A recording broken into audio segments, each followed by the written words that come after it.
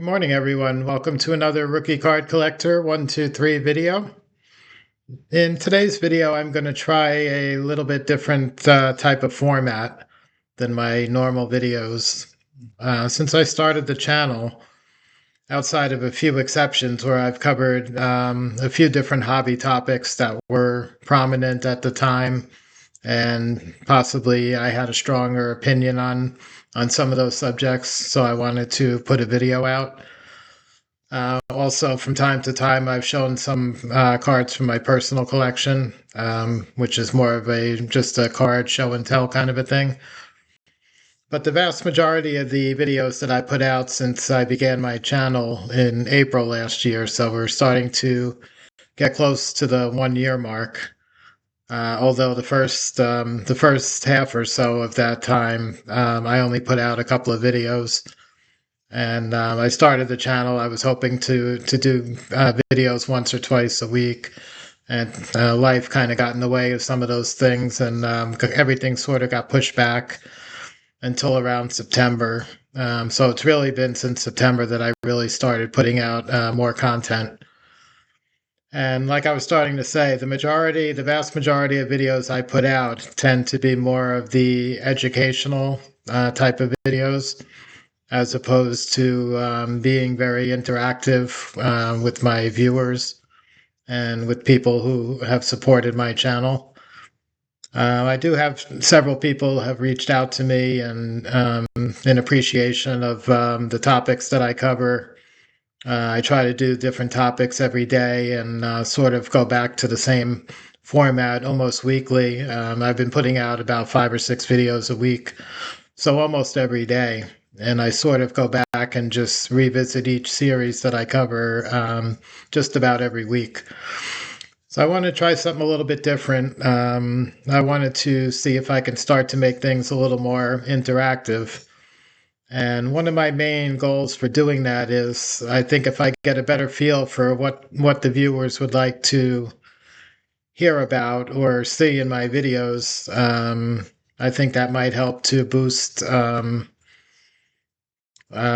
visibility and boost the what my viewers get out of the episodes I put out almost every day.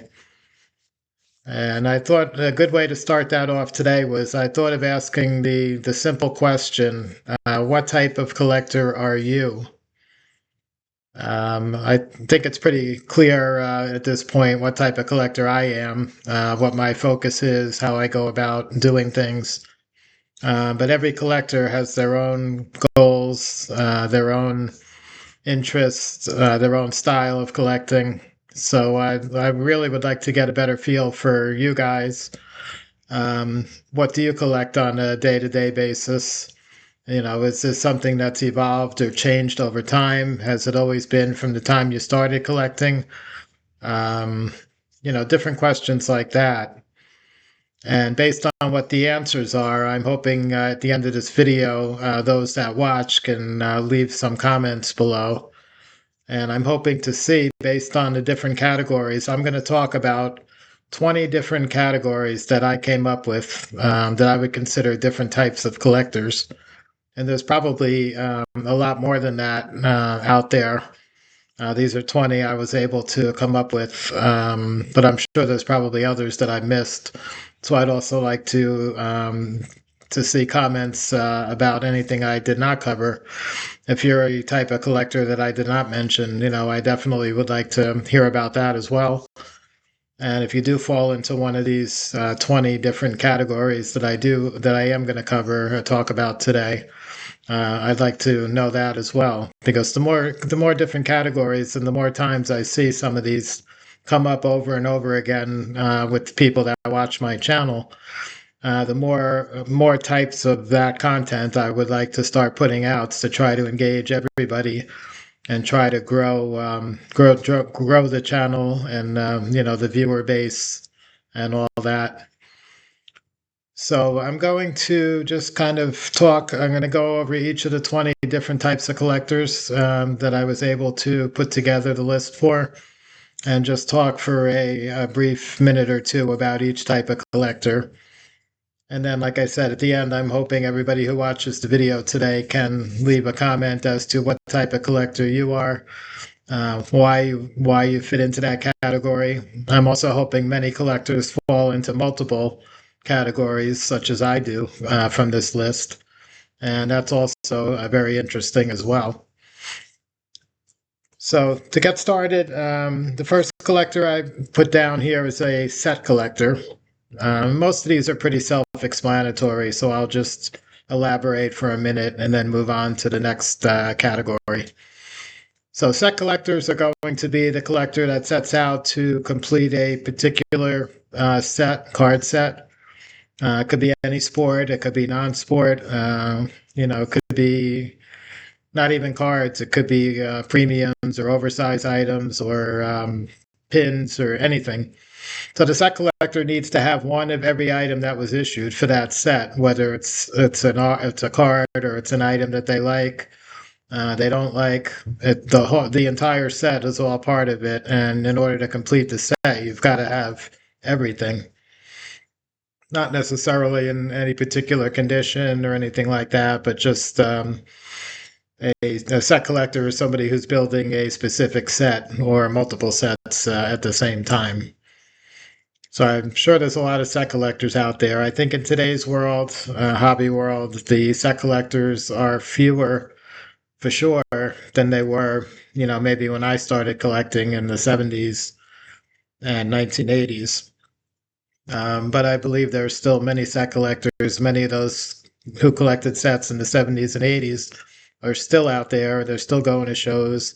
They're still scouring eBay and looking to put their sets together. The second one I have is a type collector. That one might not be so obvious exactly what that is. So a type collector is the collector that is looking to have at least one example from as many different sets as they possibly can. And again, this could mean in the baseball realm, it could mean other sports, football, basketball, it could mean non-sports, whatever your realm of collecting is. And it could be all those that I mentioned. The type collector is trying to get one or more, but usually one at least, card or pin or postcard, whatever the set is, one for each set that was ever produced. Or you could be a post-war type collector, a pre-war type collector, a modern type collector. But basically, one from each set is the gist of it. Next one is a rookie card collector. Again, this is going to apply to all sports. Can also apply to non-sports. But the rookie card collector, I'm not going to get into a whole drawn out explanation of what constitutes a rookie card and all in this video. But a rookie card collector is looking to get the rookie card or first professional sports card for that individual. And they generally collect many different players. They're not limited to a specific team or era or anything like that. A lot of rookie collectors kind of collect, anything that's a rookie card. Could be a mainstream card, it could be a regional issue, it could be lots of different things. But rookie card collector is usually looking for the earliest or the first card of a player in their respective sport. Next one up I have is an iconic card collector.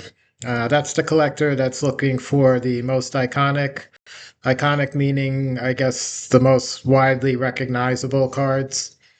Again, in the realm that they collect. So if you're a baseball card collector, iconic cards might be a 52 Topps Mantle or T206 Wagner.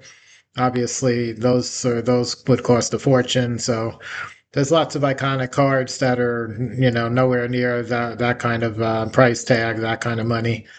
Things like a T206 Ty Cobb. Again, not cheap, but nowhere near what a Wagner or a Mantle that I just mentioned would cost. Different Joe DiMaggio cards from the Play Ball sets. Other Mickey Mantle cards, 53 Topps, with the paintings of the players. Hank Aaron 54 Topps rookie would probably be an iconic card. All the cards that would be considered maybe the most important in the hobby, the most recognizable images in the hobby, the most important players in the hobby, um, those would fall into the iconic card category. Next one I have is the blue chip collector. So blue chip, what I mean by that is the sort of like the stock market. You know, if you're going to buy Microsoft, if you're going to buy um, any large major company that's been around, Ford Motor Company that's been around for decades and even centuries. The blue chip cards, the blue chip players would tend to be the Mantles, the Mays, the Aaron, Clemente, Ty Cobb, Babe Ruth, Lou Gehrig.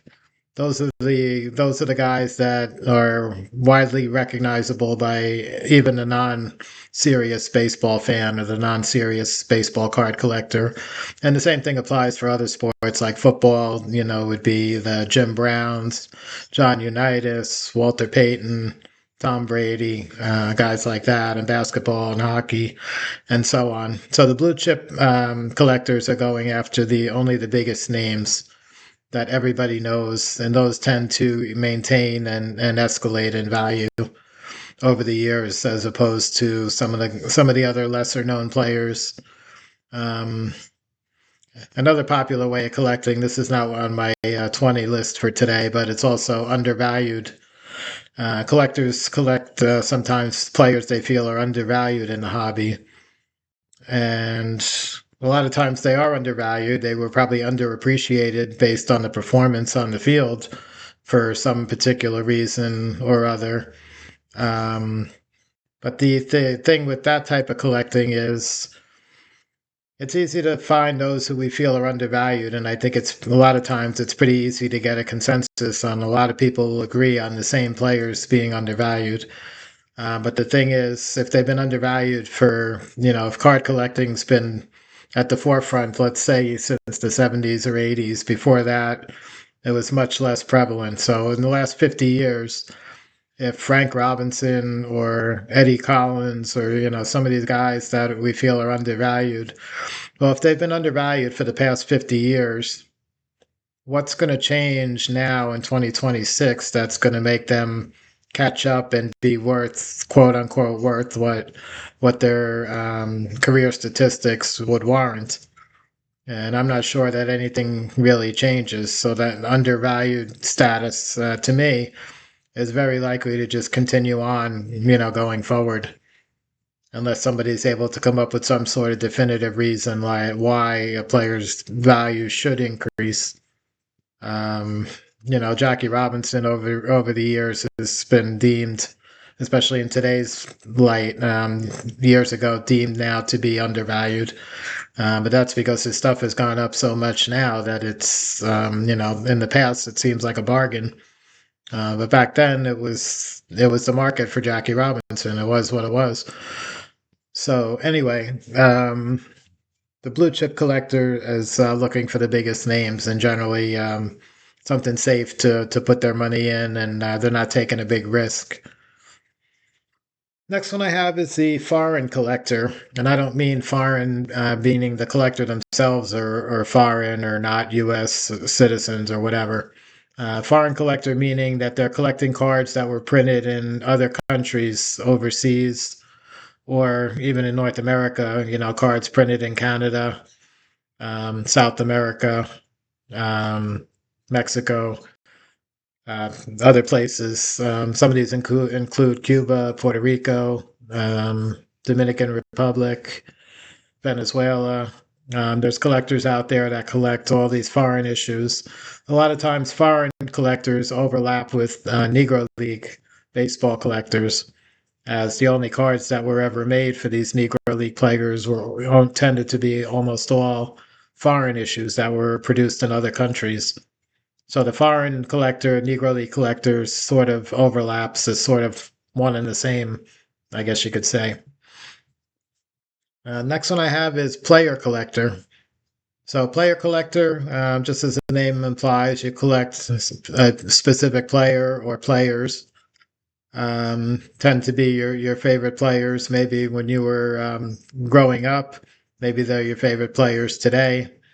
Um, Most people do, if they have favorite players and they collect the cards. A lot of the collectors in that realm would do collector player runs, where you try to get every card produced of the player during their active career. And player runs can include only mainstream cards, such as Topps and Bowman, or it can include every card that was made of the player, including oddball cards, regional cards, team issues, everything. So player collectors tend to do player runs, try to get all the cards of their favorite player. Most of the time, it evolves into more than one player. Sometimes it's kind of combined with a favorite team. So you might have somebody who collects Hank Aaron, Eddie Matthews, and Warren Spahn. Though that's a player collector who collects mainly Braves players. So player collector was next on my list. After that one, I have a team collector. So the team collector, like I just mentioned, somebody who collects all Braves, whether it be Atlanta Braves, Boston Braves, Milwaukee Braves, New York Yankees, whatever teams, and it could be any sport: baseball, football, basketball, hockey. Team collectors are after cards from their favorite team. Just like everybody else, they tend to focus a lot on the bigger stars, but they can collect team sets from every year, team sets from every issue, every mainstream issue, such as Topps. You want to get every Boston Red Sox card that Topps ever issued during the '60s or the '70s or the '80s, various different things like that. But everything is centered around a specific team, usually your favorite team. Next one I have is the autograph collector. And the autograph collector, I guess there's two big variations. One would be the modern card collector who collects autographs.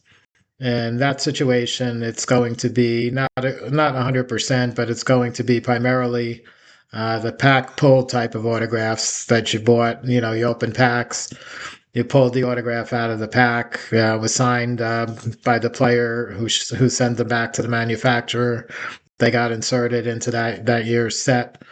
So most of the modern autographs or the modern players' signatures on cards tend to be manufacturer distributed. They don't tend to be fans who went to the park or an autograph show, a card show where there was somebody signing to get them signed. The vast majority of cards out there autographed in the modern hobby is the pack pulled autographs. On the vintage cards, prior to 1990, there were no pack pulled autographs. So the only way to get a player to sign a card was to go to a stadium, go to a ball game, go to a card show where the player was signing autographs and get it signed manually that way. And there's a lot of collectors that do that, especially in the last few years. The on-card vintage autographs have become much more popular. In the past, that was not a thing to do. Most people felt it devalued the card that the player was signing, and thus they would generally have the player sign a photograph or a ball or a bat or something else other than a baseball card. So that's the autograph collectors. Next one I have is a memorabilia collector. So memorabilia collector, there's lots of different types of memorabilia out there, and I'm not going to talk about all the different types in this video now. But there's bats, there's jerseys, game used equipment, all kinds, a whole plethora of different memorabilia and game used items out there. And there are collectors that focus on that, and they feel that these types of items bring them much closer to the player, because in a lot of cases the player actually held this, they wore that. It's much different than a baseball card, which happens to picture the player, but almost 100% of the time the player never touched it. The player really didn't have anything to do with it other than they posed for the picture when the card company took the photos. So that's memorabilia collector. Then I have the vintage collector. General consensus, I know people have different opinions of when vintage starts and where it ends and where modern starts. I guess the general consensus for most is going to be around 1980 as the cutoff, where Topps was the sole major card distributor up until 1980, 1981. You had Fleer and Donruss enter the market, and then shortly after that, we had Score and Upper Deck, and then various other companies after that since then. So you have the vintage collector who basically they'll collect anything pre 1980. Could be pre-war, could be post-war. That all would fall into the vintage category, and it could be mainstream sets, it could be regional sets. Oversized items, anything a vintage collector might go after. The modern collector is pretty obvious. That's the other alternative to the vintage collector.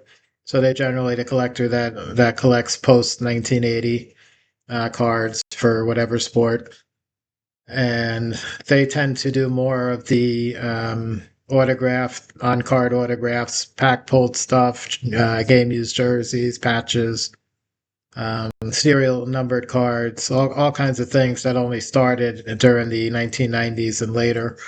Most modern collectors are after that kind of stuff. Most modern collectors tend not to be set collectors. It seems almost 100% of the time that's true. Next one I'm going to talk about is the nostalgia collector. So the nostalgia collector is the collector that looks for stuff that brings back memories, maybe childhood memories. Maybe they're looking to collect cards now as an adult that they either had as a child and they want to re-own, buy again, or possibly cards that they wanted as a child. They didn't have enough money to afford it. Now they do.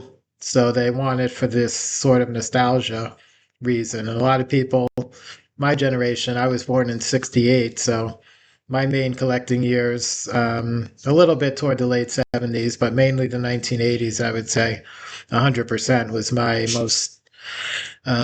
most fun and most enjoyable time collecting, as a true collector.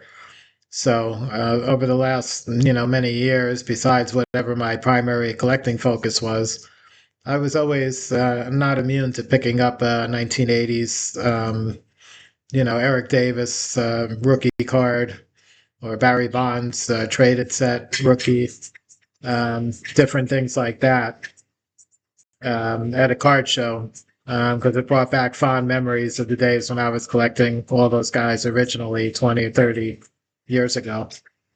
So that's the nostalgia collector. Next one I have is the hometown collector.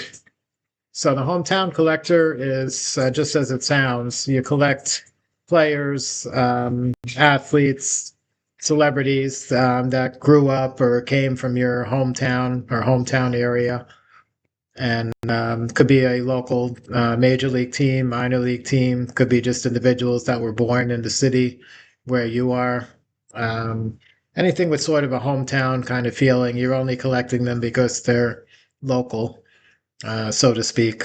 Surprisingly, there are more than you would think, number of collectors that fall into that hometown category.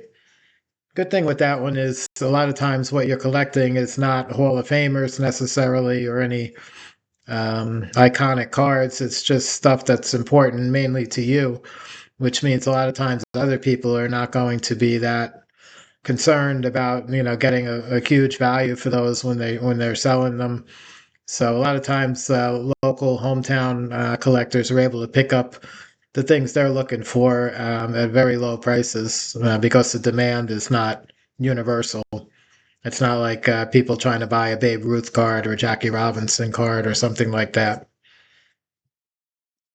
The next one I have here, this was myself maybe up until about a year or so ago, until I kind of changed gears. Oddball collector. So oddball collector, I know a lot of people have some controversy surrounding the oddball title, But oddball to me just means anything other than the mainstream post-war would be Topps or Bowman. So anything other than Topps or Bowman up till the vintage era ending around 1980, let's say. So from 48 to 80, anything other than Topps or Bowman to me would fall into the oddball category. Oddball can be, again, regional sets, oversized items, postcards, pinbacks, anything that's, like I said, non-mainstream issues. So there's a lot of collectors out there that focus on oddball, and I did a lot of that. Mine was sort of a combination. I did oddball, but I did primarily the blue chip guys that fell into the oddball category, which was mainly Mantle, Mays, Aaron, and Clemente. So that's where you'll see if you start to think of yourself, which categories do I fall into? Just about every single collector out there, I believe, is probably going to fall into multiple categories that I'm going to mention in today's video. Not just one, or probably not just two even. Okay, the next type of collector we're going to mention is the set registry collector.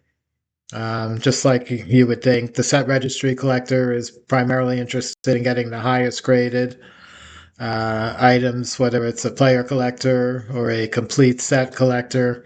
They want to get the highest graded card possible that they can afford to build and add to the typically PSA set registry is the most prominent one.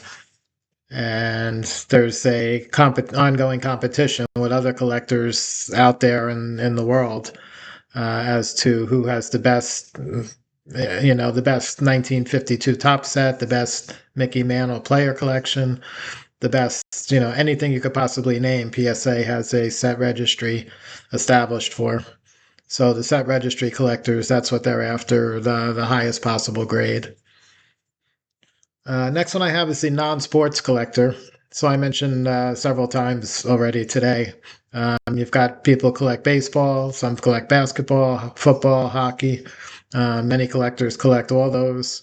Some people collect non-sports and sports cards. Some people just collect only non-sports. So non-sport collectors would be another group. Non-sports, some examples of that would be Star Wars cards from the 70s when the original movies came out. Marvel and DC superheroes. They actually started printing cards for the Marvel case since in the mid 60s, 1966. Donruss was the earliest Marvel cards that were ever put out. For DC, I'm not 100% sure. The earliest DC cards, I believe it was during the 70s. And then there's various other movie entities. Planet of the Apes had cards come out, and Star Trek, and all kinds of different mediums. And there was cards, comic strip cards going back to the 30s, 40s, like Tarzan. Superman, I know, had a 1940 gum ink set. Superman's part of DC, so I guess the earliest DC would probably be that one, the 1940 Superman set. But all different non-sports types of issues there. Next one I have is the multi-sport collector. As I just mentioned, many collectors don't just do one sport, but they do more than one. Some of them do all sports, including other things like soccer that we haven't talked about, tennis, golf, and a number of other sports, wrestling. So the multi-sports collector as well. Next one I have is the pre-war collector. A lot of times the collector pre-war will tend to be part of a collection. I'm not sure there's a lot of people that all they do is collect pre-war only. So pre-war kind of tends to get lumped together or grouped together with a few other areas of collecting, I think, most of the time. But pre-war, just like the name sounds, anything pre-World War II. So usually anything from up until the early 40s, early to mid 1940s would be pre-war. Everything after that would be post-war. So pre-war collectors, again, could be different sports. Pre-war football and basketball have very little in the way of cards to offer. Basketball has practically nothing. Football has a couple of sets and a couple of sports sets that are not strictly all football, but they include a couple of football players. The two sports with the main pre-war side would be baseball and hockey. A lot of you, I'm sure, would expect baseball to be on there. I'm not sure if a lot of you realize that hockey goes back all the way to the almost to the turn of the century and tobacco era. They were making cards of hockey players back in the 1910, same time frame as the T206 baseball set. And some of the most expensive and some of the rarest hockey cards come from that era, um, right after the turn of the century. And the last type of collector I'm going to talk about today is the investor. So, sort of not the uncollector or the not a collector. The investor, just like the name sounds, they're interested in buying those cards or those items that they feel is the primary concern is that those are going to escalate and go up in value in the future.